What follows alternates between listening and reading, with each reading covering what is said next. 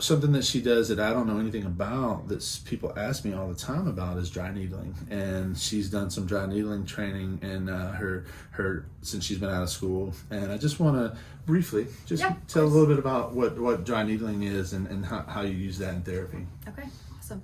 So I usually use it when I think it's kind of like a completely appropriate intervention for the person. I usually like to start more with like traditional manual techniques like joint mobilizations and like soft tissue work. And if that doesn't seem to be helping, I usually try to use that as an additional tool.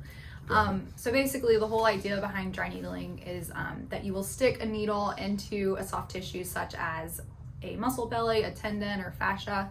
And the whole idea behind it is to help relieve a trigger point, which could commonly be recognized as like a knot or like a tight spot, usually in the muscle belly, or to basically just create a healing response at the physiological level.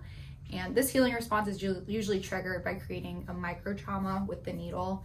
These are super thin needles of varying lengths. They're usually not super long. It's usually like around 1 to 3 inches, depending on 1 to 3 inches long, depending on what tissue you're treating and how deep it needs to go.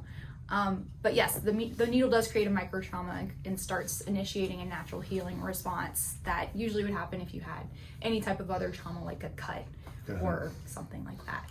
So if someone was scared of needles, is it the size of like a needle that you would get a shot with from the doctor? It's a little thinner, depending on what like size. Yeah, for sure.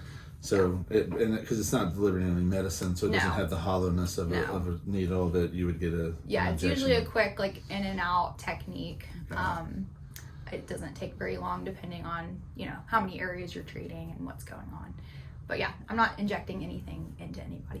Got it. Yeah. Because I'm afraid of needles. And and if you are, it wouldn't be something that I would recommend. Got it. Understood. Makes sense.